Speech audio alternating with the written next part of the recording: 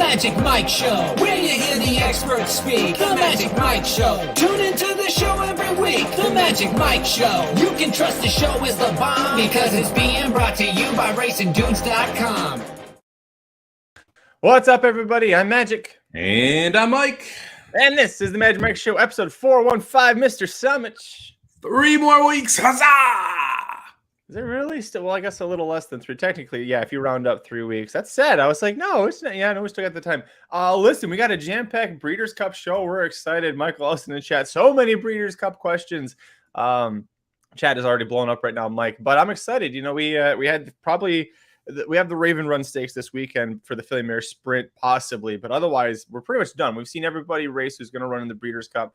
Europe, they had the Champions Stakes weekend at Ascot. And so, along with a couple of extremely major upsets, we got to see what horses from there might show up. So, like you said, buddy, 3 weeks away, Breeders' Cup.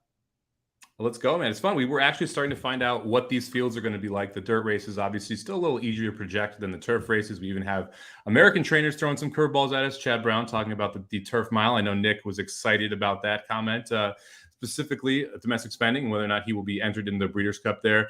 It's going to be interesting to see when these turf races really flush themselves out. We need to find out exactly what Europeans are coming over, but it's the handicapping has already started, which is kind of crazy. I got a question for you to kick off the show, Magic. Nest into Flightline. What's that double going to pay?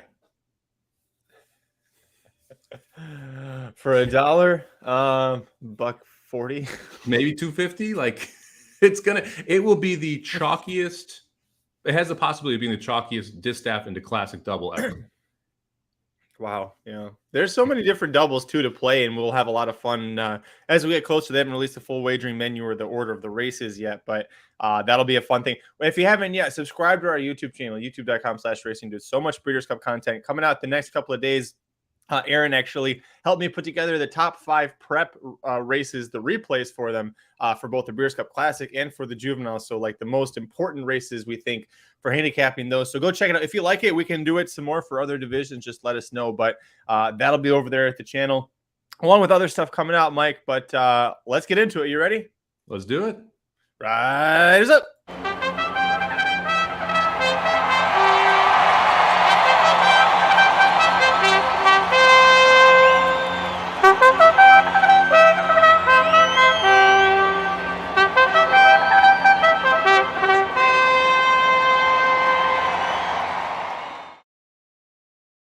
All right, Mike, let's whoops, I didn't actually mean to have the turf up. Let's start with talking about the Breeders' Cup Classic. It's the biggest race, $6 million mile and a quarter on dirt, and the biggest favorite of the entire time, the entire weekend. It will be Flightline if he goes. He is projected 4 to 5. These are odds from Brad Free of DRF to show up here. He's got Life is Good as the second choice at 6 to 1 over a pair of 3-year-olds in Taba and Epicenter. They're both 8 to 1. You and I disagree about which of those 3-year-olds we think is the biggest challenger to Flightline, but if you're looking to play this race, I mean, a Flightline Taba exact at 4 to 5 over 8 to 1, you've got to be salivating at this.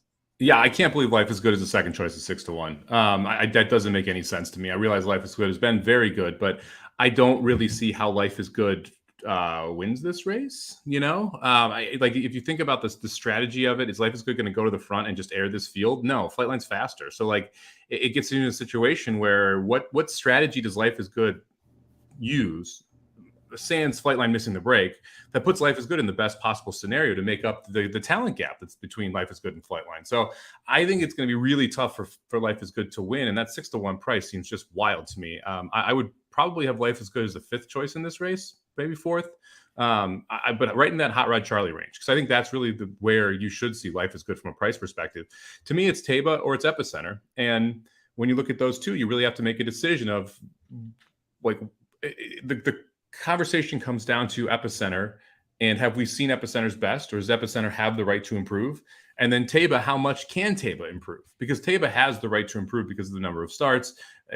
Third time out in the Bob Baffert banner now in this cycle. Generally, you see a big item improvement. This is just a logical spot for Taba to step forward. The question is how much, and can Epicenter get better? Yeah, it's hard to imagine those two horses getting better based off of their efforts. I mean, 112 and 108 Buyer. I mean, they just looked so impressive And yeah, this is why you like Taba over Epicenter. Is it probably Taba does not probably? I think he does have the most upside because it's Baffert and because Baffert wins this race with 3-year-olds. I did see people talking about in the chat a little bit. Country Grammar is now out of the Classic discussion. I think Baffert saw what happened in the Pacific Classic and was like, I don't really need to do that again. So thoughts on him skipping that? Or does it affect your betting or how you see this race play out at all? No, I mean, I really think this is a 2-horse race personally. I mean, I'm not going to bury the lead here. I think Taba is the only horse that has a shot to beat Flightline. I think this is interesting from Nick Pletcher saying, hey, we're just going to send Life is Good and see how it goes. That is good for Taba in my mind, because that's the way that Taba or Epicenter wins here, is that you get an early duel where Flightline has to go faster than he necessarily wants, and one of these 2 horses comes running from the back. Now, the one thing I will say about Epicenter's 112 as well in the Travers, if you go back and you watch the Magic Mike show covering that specific day, the dirt buyers were all inflated. So I don't now the Taba's 108's at Park, so I can't really comment on how accurate that 108 is, right? And that's one of the things that we talked about quite a bit on the show. You know, I'm a buyer handicapper, but I really put my own spin on some of these races than these buyers and look at the days and decide how accurate I think they actually are when I'm handicapping. And that Travers Day, I think, is a pretty false buyer. I think it was probably like 105, 106, somewhere in that range, but not necessarily all the way up at 112. Yeah, it was the 112. It was.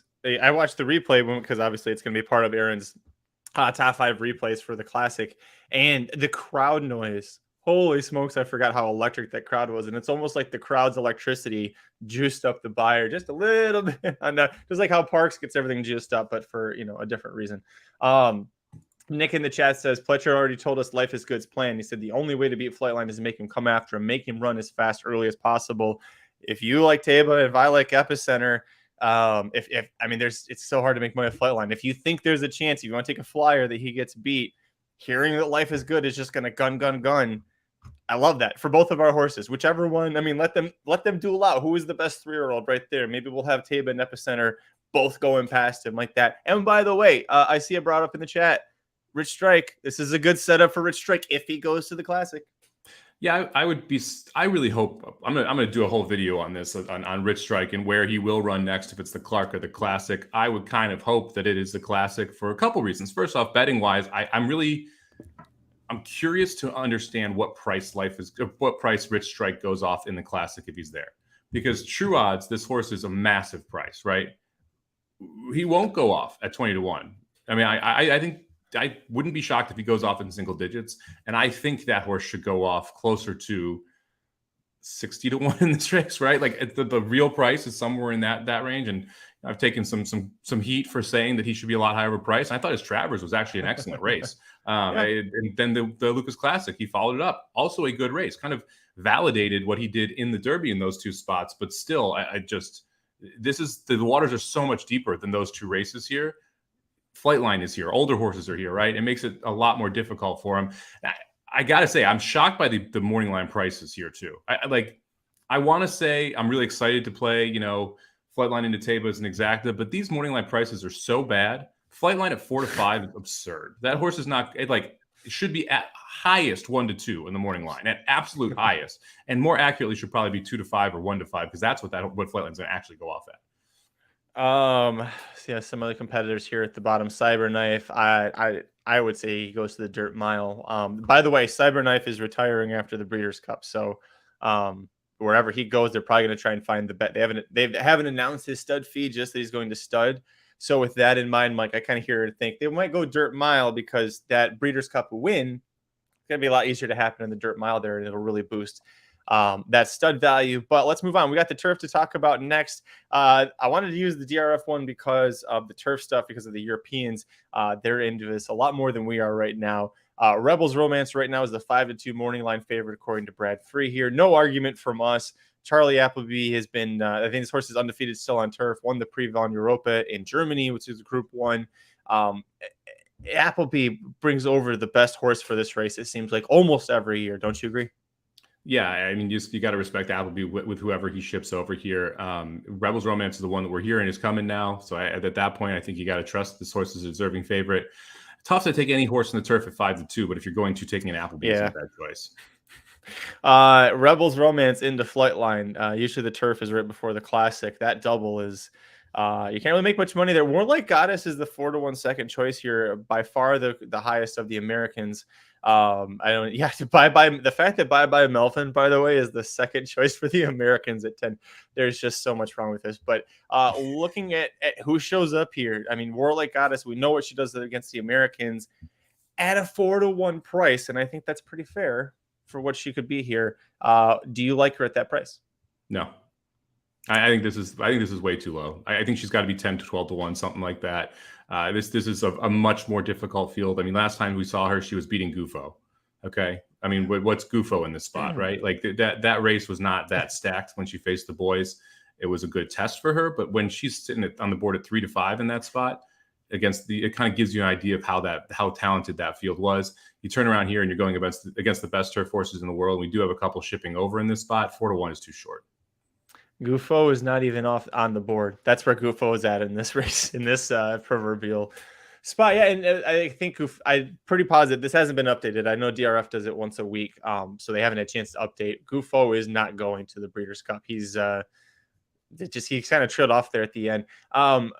Who was I going to talk about? When you look at who else is coming over from Europe, I agree with you. 4-1 when you've got, even if 2 of the 3 of these horses, Rebels Romance, Mishriff, and Adiyar show up, 4-1 is gonna be too short for her. Mishriff, I'm actually disappointed 5-1. I was looking for a better price on this horse because you see he was 13th in the arc, but it was a really soft, boggy horse. And where he was positioned at, I watched a video someone had posted on Twitter of him just getting completely demolished with wet, soggy turf the entire time. He couldn't see. Like, clearly there's just a scratch off effort for him. So I thought, well, man, if he got 13th there and they send him here, he hasn't won this year. You know, maybe people will ignore him. 5-1. I don't like that so much. I think you'll get higher than 5-1. Okay. I think Mishriff will float up. This is generally a massive field. I mean, if you think about like last year with Yabir winning, it was mad. Like Broome was 20-1 on the morning line, ends up going off at 8-1. I think Yabir won at 11-1, somewhere right in that range. You had 14 horses that entered, and I think 2 scratched out. So it's a field of 12, if I'm remembering correctly. Like, these are generally very, very big playable fields. I would be surprised if you're seeing Mishriff at 5-1. I agree with Nixon by boy, he lost the Champions Stakes race, and that was one of the 2 big upsets we talked about at the top of the show. It'd be nice if they send him, but the Gozdens trained, right? The Gozdens have him, and they have Mishriff. So if Mishriff is coming, I'm not sure that would happen. Chris says Mishriff's coming over a year or 2 late. Yeah, it is true. He was amazing last year, winning on dirt, turf, all over the place. How about this? We'll move on after this, but Nick brings up a good point. Who's riding Warlike Goddess? Joel Rosario had been riding her all year. Julian Leperoux was her rider before. Jose Lezcano picks up the mount last time out. And we kind of thought maybe Rosario didn't ride her that great 2 back, and he was out of town, so that's why Lezcano picks up the mount. But are you going to like Lezcano better? We kind of thought Rosario didn't ride her that great 2 back. You mean it was one of the worst 5-horse rides in the history of horse racing? Is that what you're trying to say? Rosario screwed the pooch. That's the whole thing. It was an awful ride. He deserved to be taken off the horse for it, and he didn't get taken off the horse for it. He was, like you said, at Keeneland. That's why he didn't ride Warlike Goddess. Lezcano did a phenomenal job riding Warlike Goddess. He put her closer to the pace than she had ever been. I believe she was sitting in 3rd around the majority of the race, made a move on the turn and just demolished him. I thought it was a fantastic ride from Lezcano to make sure that he didn't essentially get caught in a race where you were sitting with no pace in front of you and lose because someone goes gate to wire, which is exactly what Rosario did. And he also got her in trouble. Like, it was a atrocious ride from Rosario 2 back. This race it's tough because you generally have pace in this race because there are so many horses in this race. You don't see anyone walk a field in the Breeders' Cup generally when there's 12 horses, right? You're going to get at least 1 or 2 that want to push the pace. Generally, you've got a couple prices from the U.S. that are just faster, that are in there to try and steal it up front. Bye Bye Melvin, you highlighted, is a very good example of that type of U.S. horse that will go to the lead. It was actually the one who set the pace against Warlike Goddess and ended up running 2nd over the weekend at Aqueduct. So I don't think this is as important of a spot to forwardly place the horse because I think there's going to be more speed than what we saw this weekend at Aqueduct.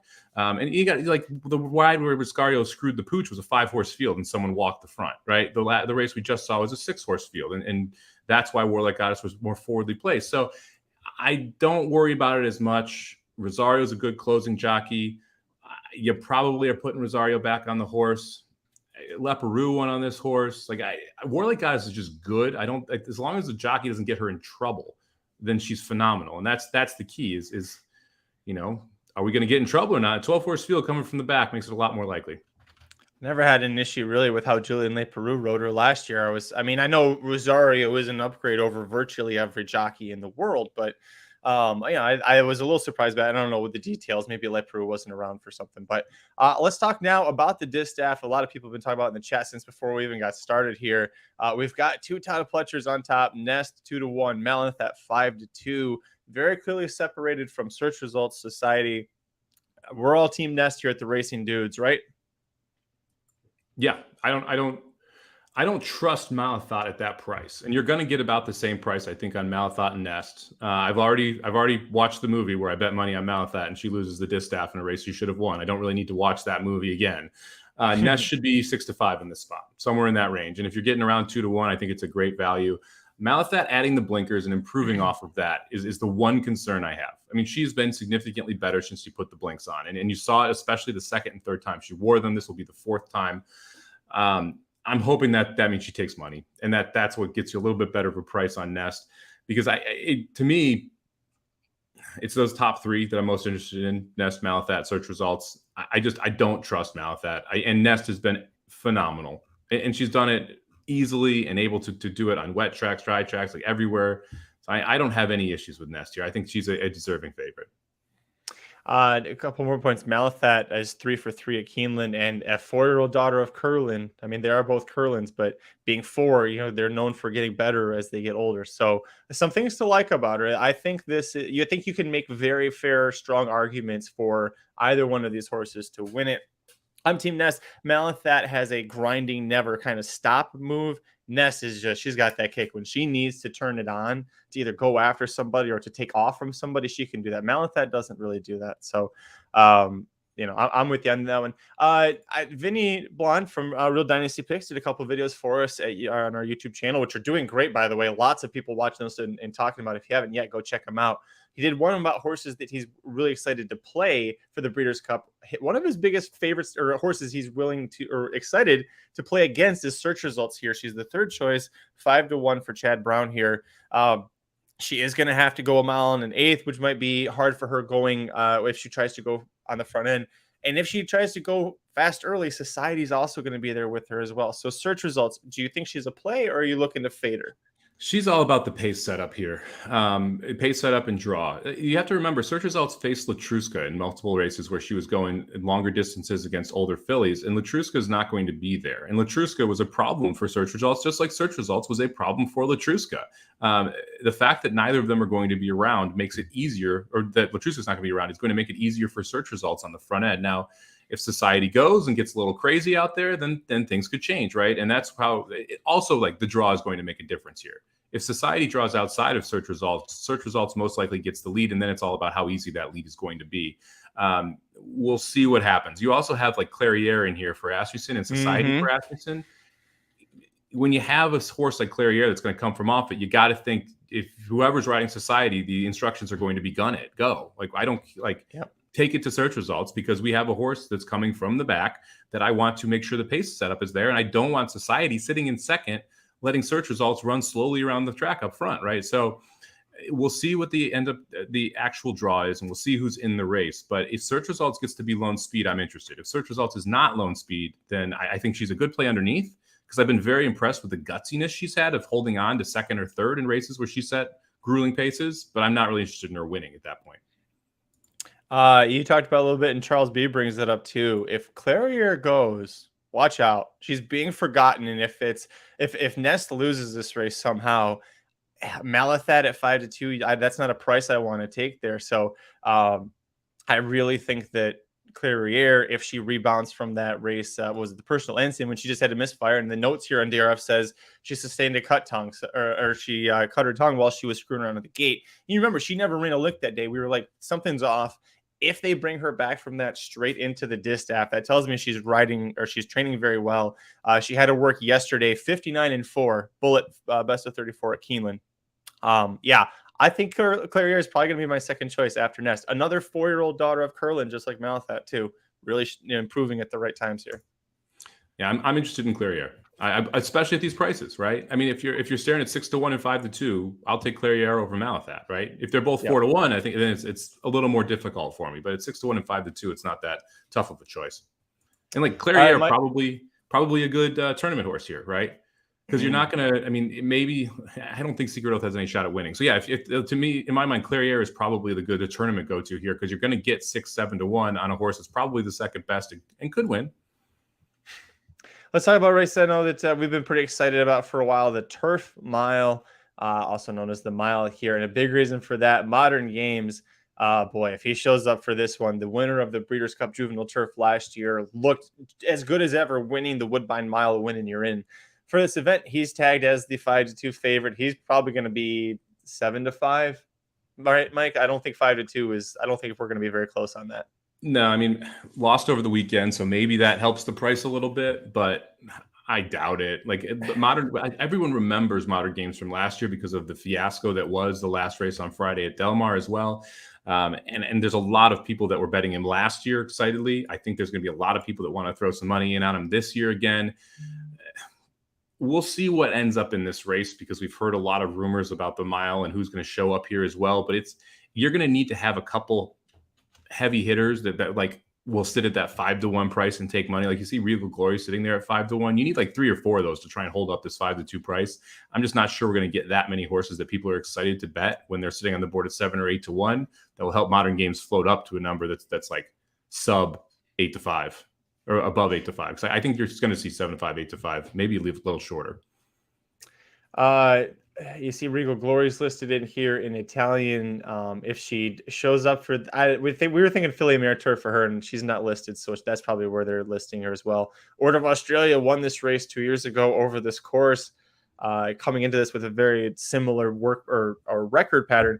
12-1, we're not going to get 73-1 when he was the also eligible that fell into this, but this feels like a spot where, as much as we love Modern Games, if it's not him, you really want to go looking for a big price. Do you have any interest in Annapolis at 6-1? Because he just won the Turf Mile.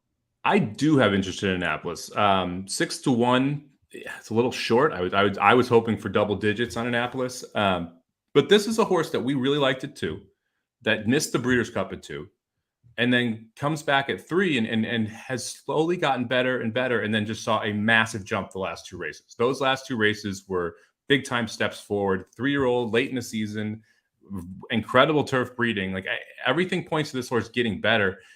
It's a big step up. That's the thing. And yes, just won a grade 1 at Keeneland. And that was phenomenal mile there. But now you're taking another step forward here. And it's what the question is, can we take that big time jump to be up with the Modern Games level type horses?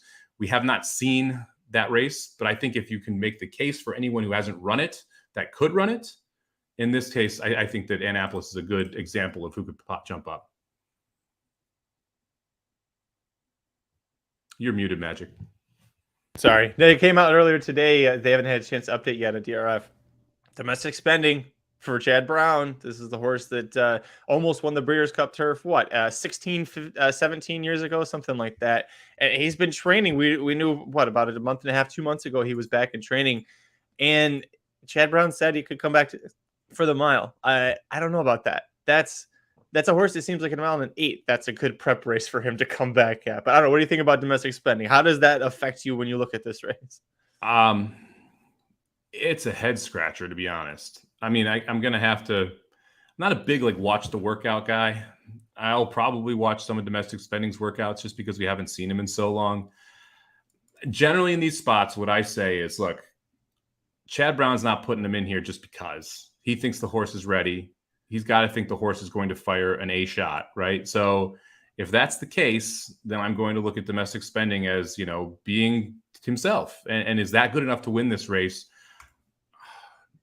I mean, the talent's there. I agree with you. The distance is probably a little shorter than I'd want. But again, as a comeback race here, I would demand value. We'll put it that way. I probably want 12, 15-1. I don't think I'm going to get it. As we get closer to the Breeders' Cup, again, if you haven't yet, subscribe to our YouTube channel, youtube.com/racingdudes, because we're going to be doing some more in-depth looks at the Europeans. As we get closer, we start to understand who is really going to be pot committed for this, and we can actually devote the time and energy into analyzing those horses. So we'll have replay analyses and some breakdowns of the horses and their chances and their running styles. So we'll make it easier for you when you're handicapping. You don't have to try and go look for all of the stuff and understand the French and German announcers. Let's move on, Mike. We got the Breeders' Cup Sprint to talk about. Big heavy favorite, Jackie's Warrior. His career finale 7-5 here. Jack Christopher, if he goes here, is 4-1. Kamari, if she goes here, 5-1. That's an interesting choice. Jackie's Warrior 7-5. What do you think? This race is all going to it's going to hinge around who else shows up from a speed perspective. I mean, we saw Jackie's Warrior lose this race last year, sandwiched in between two other horses going 21 and change, 43 and change. We saw an absolute collapse, and Aloha West comes up, picks up the pieces. We've seen that multiple times. I've not seen a sprint winner go gate to wire in a while. Right now, I don't see the pressure for Jackie's Warrior when you look down this list. Right. And that doesn't mean there won't be that pressure, but you need two horses most likely to go with Jackie's Warrior to create a situation where it's likely that he loses. At 7-5, I'm not like running to the window here, though, because I think Jack Christopher is really interesting at 4-1 if you get that type of price for a horse that's shown that he does not need the lead. One turn is fine, has all the tactical speed in the world, and then can absolutely put it into another gear down the lane. Kamari, I think, is a little bit interesting if you have that pace setup where you have two or three horses go. Kamari makes a ton of sense sitting there, and she loves Keeneland. So I think there's multiple places you could go. I liked American Theorem too back when he won at 7-1. That was one of the races I previewed for the site, and that was the pick there. I think American Theorem has a shot if you have these other horses that want to go early, and that really is going to be the key. And the thing is, you look at this. Gunite is probably the other one that goes. Well, that's another Asmussen horse. Are they really going to go and kill each other? No, that's not going to happen. Gunite's going to sit off in second, right where Jack Christopher's going to be. So you have to get other top tier speed in here.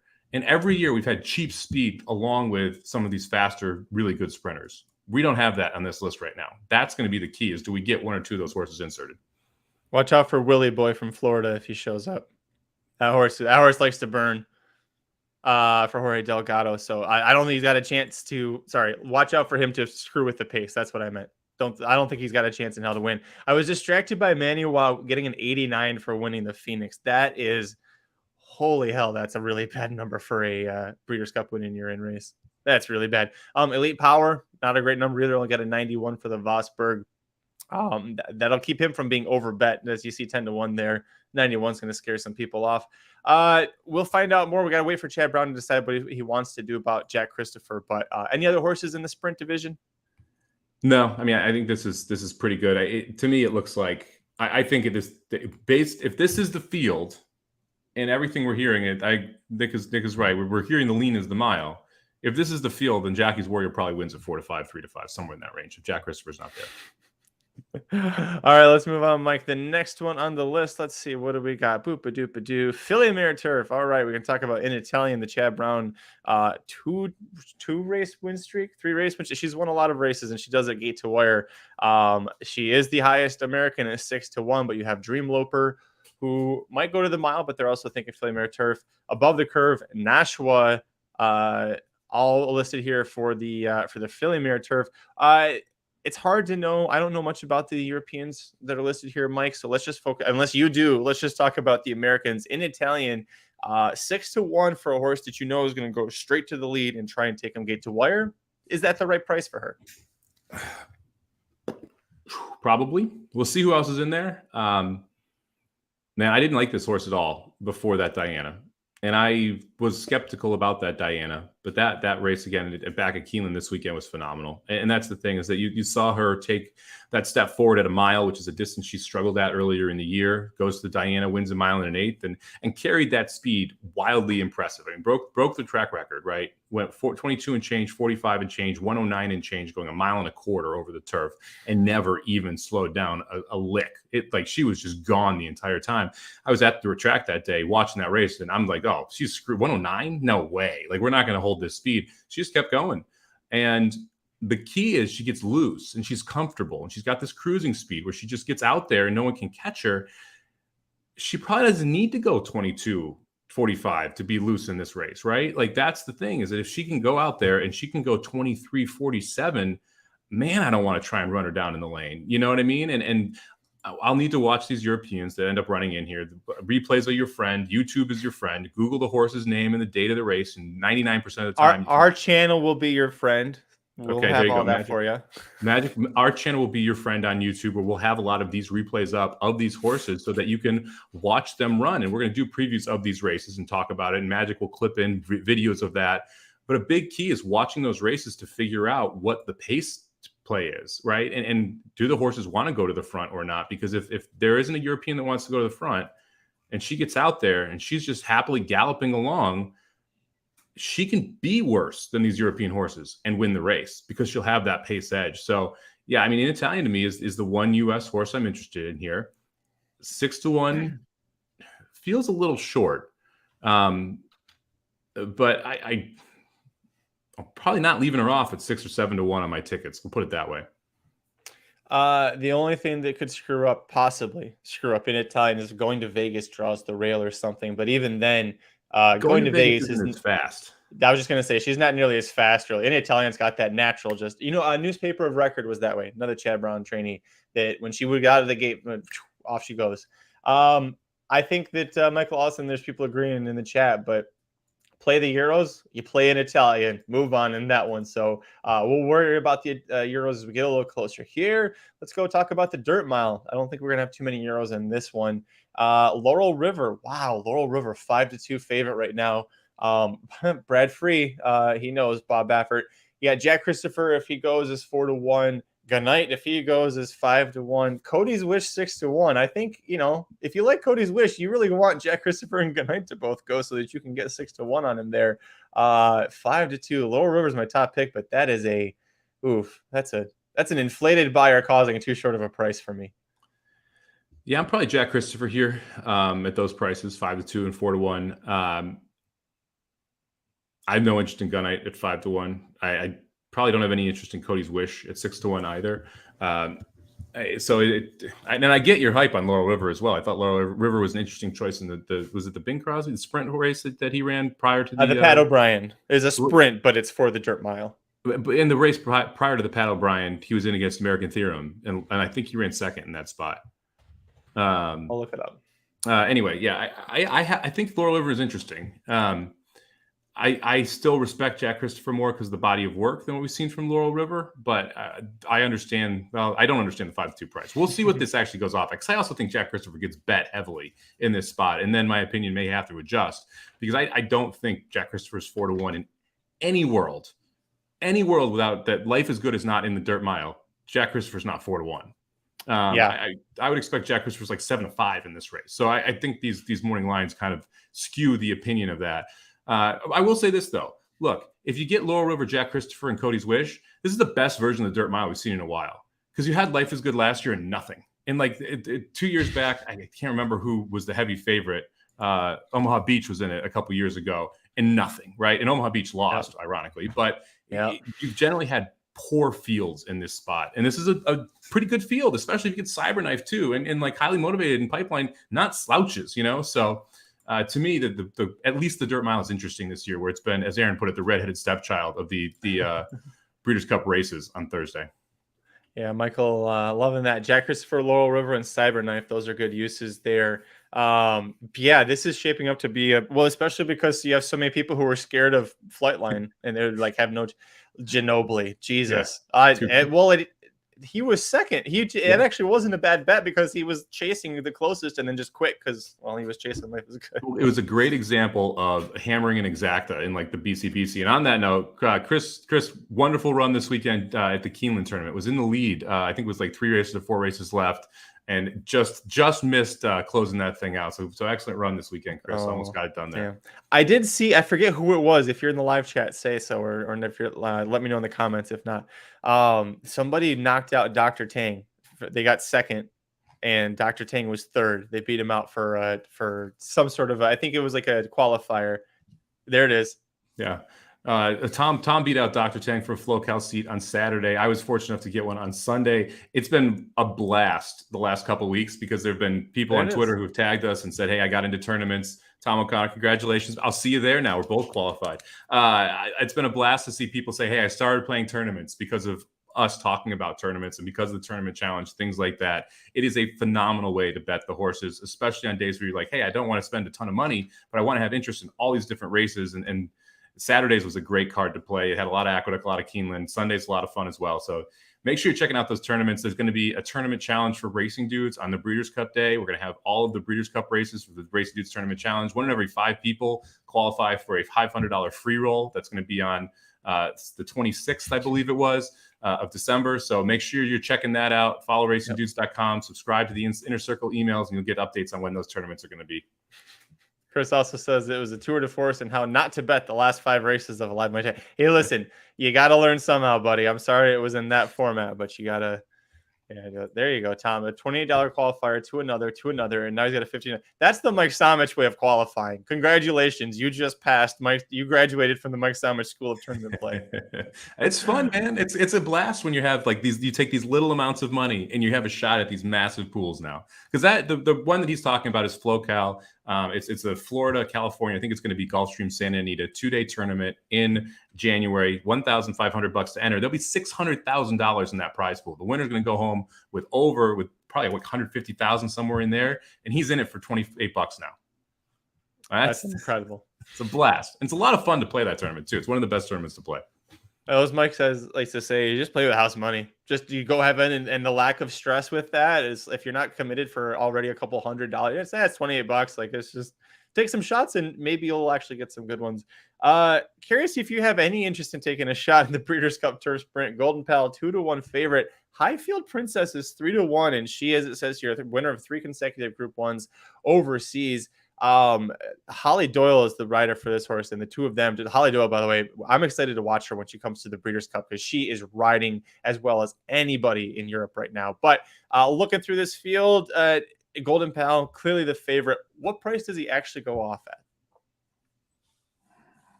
4 to 5. Yeah. Right. See, sub even money seems very fair. 3, 4 to 5. Everyone and this is interesting. I guess he regressed on the rag sheet. We had a longtime listener who tweeted about that right before the show. So that may be a reason why people then decide to try and play against him. Or Darren, that's who it was. Darren tweeted that before the show, that he regressed on the rag sheet. So maybe people try and beat him there. Look, I tried to beat him last year. I felt like an idiot when he reached that palm tree before anyone else. And like if you haven't watched, go back and watch the Breeders' Cup Sprint from last year, Turf Sprint from last year. Watch the break and watch that freaking palm tree and how fast he gets to it, and he's open by 2 lengths. Magic tried to play against him last time because he quote unquote couldn't break anymore. He broke just fine. I used him in case he had a 3rd straight poor break. Or used him defensively. Yes, there you go. So look, I think that you're going to see a very nice performance here again from him. He loves this Keeneland racetrack. 5.5 furlongs is a better distance for him than if we were going 6 somewhere. So you have a good distance, good racetrack, and like every time you're like, oh, but there's so much speed. There's not Golden Pal speed. It's just not. And that's the thing, is that he beats everybody to the lead, gets comfortable, and then all of a sudden everyone chasing him gets discouraged and like. We're like, well, someone could just quarter horse out of there and go with him. He goes 21 and change in his sleep. It's ridiculous. So this is one of those where, like, look, I tried to beat him last year. I don't think I'm going to try and beat him this year. It's just so, I mean, you brought it up. I tried to make up a reason to play someone with him, and I thought it was a valid reason of any that you could come up with at this point. It didn't matter. The horse is one from breaking from the rail, maybe that is a little hard for him because you're going to have a huge field, everybody breaking. But again, if he breaks as fast as he always seems to do when he's, Irad's paying attention, he should be all right. So yeah, it's hard. We'll talk about this a little bit more because we don't know what Euros are coming over. It always seems to be a bit in flux with this division. The Filly and Mare Sprint, Mike, we can get through this one pretty quickly. Kamari is pre-entered in both, or should go into both the sprint and the sprint. I think she's going to go to the sprint. It seems that's the way Wesley Ward is leaning with her, which then puts CC, your defending champion, as your 4-1 lukewarm favorite. Goodnight Olive 5-1. I know Aaron's very excited about her. A lot of this could come down to the pace setup because Obligatory is a horse that I know you've used a lot in the past, and 7 furlongs. It's good for a horse like Obligatory, good for a horse like Goodnight Olive. How do you see this division? I'm interested in Goodnight Olive. I'm interested in Obligatory. This is all going to be all about the pace setup. This race traditionally creates just balloons. And I wouldn't be shocked if we see that again this year, where it's going to be a horse at a decent price. And double digits here on either the 5 or the 6. Or, I'm sorry, Goodnight Olive for Obligatory. 5 to 1 or 6 to 1 produces a $12 or $14 winner. So you're looking at double digits there. I don't like Cece. I think Cece's going to get overbet in this spot. She had everything go her way last year, and she had a heavy favorite that just didn't show up, and that kind of allowed her to be able to, or was dueled into submission, I should say, and that allowed her to be able to win the race. And I think that she's going to take money off of this, especially without Kamari in the field. So I'll look against Cece and try and find a horse that I think is going to get the right setup, and that's either someone who's going to be slow up front or coming from the back. The fact that this race is 7 furlongs and not 6, I think, is a massive key in this spot, right? That's why you see a lot of these sprinters come out here and just not hang on as well. And then that 7th furlong means the horse is coming out of a mile race, or horses like Obligatory, who are 7 furlong specialists, end up running very well in these spots. We're curious to see how the pace shows up. Edgeway doesn't have the buyers that really make her much of a player, but she did, beat Slammed. That was that epic battle with Slammed in the Rancho Bernardo when Slammed came back to win the TCA. And it says here a big drill at Santa Anita. John Sadler's going to have Flight Line. He's going to send Edgeway as well, I'm sure. And then you see Slammed here as well. So we'll see how things play out from a pace perspective. Let's go over to the juveniles here. Is Echo Zulu confirmed for that race? Actually, yes. Echo Zulu is going to be in the sprint, Filly Mare sprint. She could be interesting. Yeah. Because we know Echo Zulu can go 2 turns, can get a mile and a 16th. It gets a little wonky when you're going further than that, but at 7 furlongs, a horse that's that fast, that's running this distance, I wouldn't completely chuck Echo Zulu out, and you're going to get every bit of 10 to 1 on her because of what we've seen from her this year. I just hope we're really looking at this long list of possible horses. It reminds me we had 5 horses for this stupid race last year, so hopefully we actually get a good field. Juvenile. The chat mentioning too, Lady Rocket. That's going to be another speed horse. Slammed, obviously, speed horse. So there is going to be quite a bit of speed there. Yeah. The Juvenile Cave Rock, speaking of speed, 8-5 favorite here. If you can get him at 8-5, book it now. Logins, I heard, may or may not go to the Juvenile. They're not sure. It would be a big push for him. I understand that if they want to maybe wait for the Kentucky Jockey Club at the end of November, if they're thinking 3-year-old season with him, that's probably the move they make. But we're all big Cave Rock fans over at racingdudes.com. Well, not all of us, apparently. Well, those of us who are full-time employees or have ownership stake in the Racing Dudes. Yeah, I like Cave Rock in this spot. I just put out a top 5 list. I think National Treasure is the second best 2-year-old right now in the country, and you see National Treasure down there. I think a lot of people are going to be thinking about Loggins and Forte and remembering that Breeders' Futurity at Keeneland where they just banged heads, and you're going to have the 2 of them take money. Look, National Treasure's second place behind Cave Rock to me was more impressive than Forte's win in the Breeders' Futurity. So I think that I'm hoping I get somewhere around 8-1 and I can just hammer this Baffert Exacta, and we can close that first day in the BCBC with a big time Cave Rock into National Treasure Exacta. The 97 buyer for chasing Cave Rock around the track in second. That's better than what Forte and Loggins got. Forte now back-to-back 92s. I mean, it's juveniles. They can easily take a step forward or regress at the drop of a hat there. Sorry, go ahead. I will say, I don't like Loggins in this race if he enters, simply because Loggins' running style is going to be hampered by Cave Rock, whereas Forte's coming from off the pace will not. So in the Breeders' Cup Juvenile, I would be much more interested in Forte than Loggins. Long term, I think I'm more interested in Loggins than Forte, but because of the way this specific race sets up, I feel like it's a bad spot for him. I think, look, if Brad Cox is thinking about passing, it kind of tells you what he thinks about this spot for Loggins. He also has Verifying. Don't forget, had that really impressive debut at Saratoga. Probably didn't like the slop in the Champagne, but if Verifying shows up, and especially if Loggins doesn't, interesting horse to consider underneath. Curly Jack is in there. Blazing Sevens, a son of Good Magic. Also didn't like the slop in the Champagne, or just didn't like the Champagne. But he did, or I'm sorry, what was the race? Not the Champagne, the one before it, the Hopeful.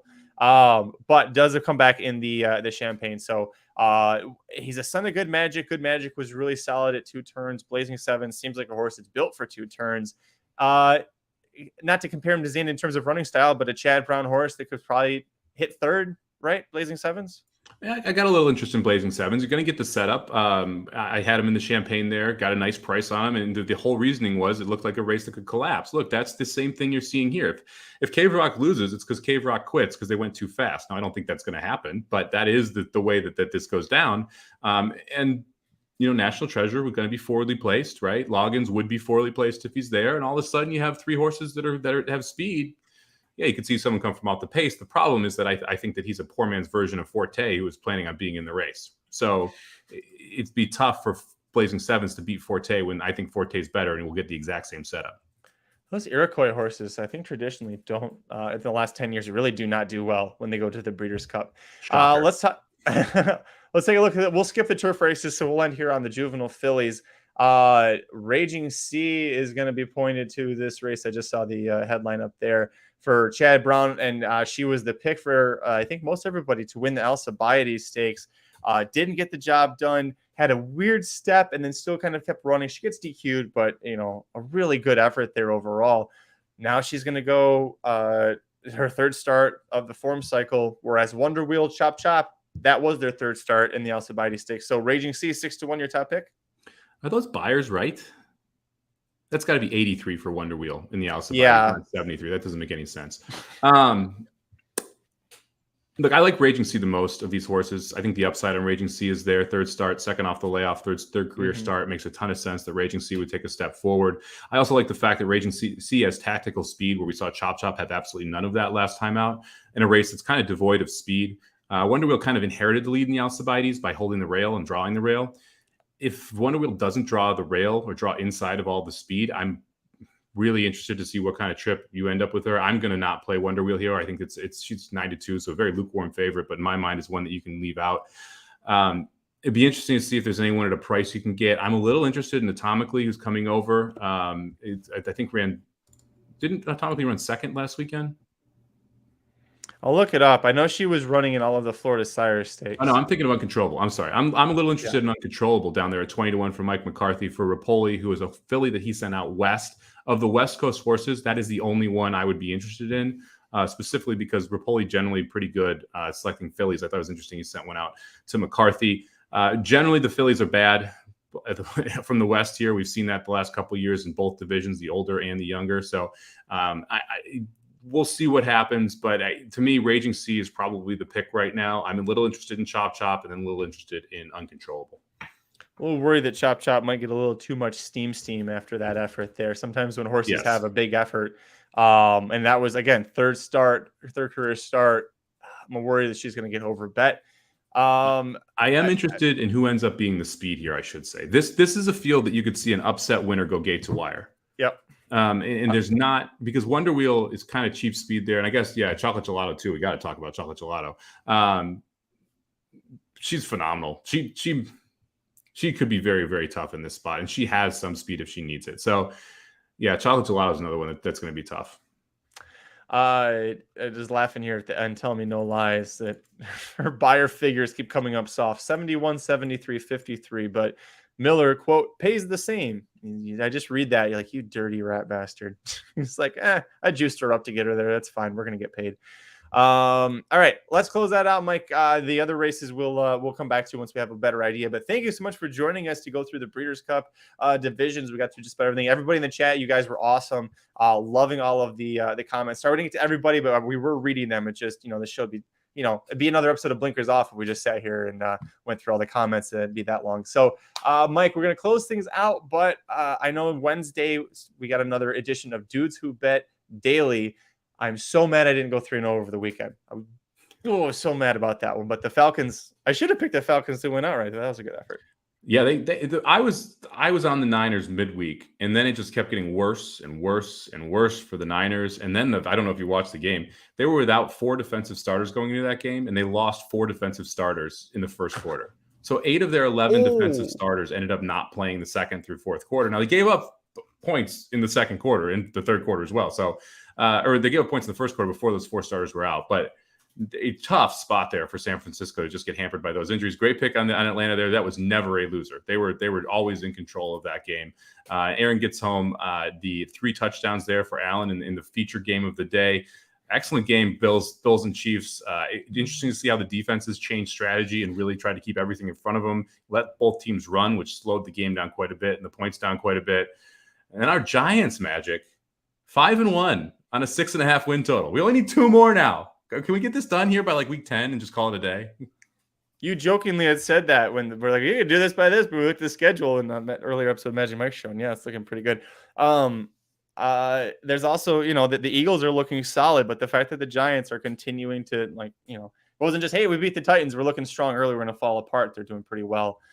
So we had Dr. Ting's riding that bet with us too. So before we get out of here, injury away from being the best team in the NFC East, which is kind of crazy to think about. Although if Hurts stays healthy, they're not better than Philly. Philly will win that division because their schedule is cupcakes as well. My fantasy hopes this year ride solely on Jalen Hurts. So if I have to take one for the team, so that the Giants can cash that 7.5 to 1 division winner bet, that's fine. Monday Night Football thoughts. We get out of here, buddy. Yeah, Denver's playing, so I hate the game. My 3 biggest losses this year have been Denver in primetime. Once with them, twice against them. Twice with them, once against them. Look, the Chargers are a better team. Russell Wilson went to LA on Saturday of last week to get a plasma injection into his shoulder. Generally takes 10 days for that plasma injection to kick in. Not a good sign that he went and got it, because that tells you the injury was serious, and it hasn't been 10 days yet. So he's not going to actually feel the effects of it. Denver really should not win this game. Their offense isn't very good. They should be shut down in that aspect of it. The Chargers have one of the best DVOA offenses in the league. They've got a top 10 scoring offense. They've got a top 10 play rate offense. They are pretty much healthy, minus Allen now. I think the Chargers are going to win. Whether or not you want to lay the 4, that's another question. I'm probably going to lay it with the Chargers and not take a big bet and then look for in-game opportunities to play the Chargers somewhere around minus 120 to minus 140 on the money line if the situation arises. Probably have a little first half sprinkled in there. And if Denver scores first, I will definitely have Chargers first half plus money if plus the points once after the Denver score. Two of my least favorite coaches in the entire league, too, by the way. Staley at least is consistent, although he's become more conservative after getting all this shit. And then he goes and does the craziest thing ever, kicking that or going for it on 4th down against Cleveland. And all of a sudden, you can't say he's gotten more conservative. We didn't get to talk about the Breeders' Cup Juvenile Turf or Phillies Turf or Juvenile Turf Sprint. Just kind of ran out of time. But Edelcar, I did see you mentioned this before, so I'm bringing it up. It's Colin Jagera for the, I think, Juvenile Fillies? Jagera? Yeah, Juvenile Fillies, yeah. She's one of the big question marks to me. Does she go Juvenile Fillies or Juvenile Philly Turf? Because if she goes Juvenile Philly Turf, she's probably one of the top 2 or 3 American choices. Juvenile Phillies, she's. I want to say not. I think Edelcar was talking about Juvenile Phillies Turf, so that's what I think would be great too. I mean, it was a good third in the third in the Alcibiades there, but definitely seems like a turf horse. So, that'd be a good one there. All right. The horse she beat 2 back came back and rolled in the Juvenile Phillies Turf prep race too. Sayed's Rotor. Gate to wire, 3-horse. Justifiable Bell? No. Can't think of it. Anyways, we're going to get out of here. We'll figure it out before the next show. Join us Wednesday through Sunday at noon Eastern, 9 a.m. Pacific for Dudes Who Bet Daily for our best bets for horse racing and beyond the world of sports. Delight. There it is. It was delight. It was a delight talking with all of you in the chat today. Thanks so much. Make sure you subscribe to youtube.com/racingdudes. And of course, the inside track to the Breeders' Cup wagering guide is available for pre-sale. If you don't have a monthly subscription, first of all, get one. You're doing it wrong. But Somobomb's premium picks, rocket picks, whatever it is, monthly premium products, monthly subscription includes the guide with it. But that is available for pre-sale. I know you've got something great cooking. Saratoga Slim's coming back for it. Consensus top 4 picks and the live bankroll article, which has an extremely high ROI. So I'm excited to play that as well.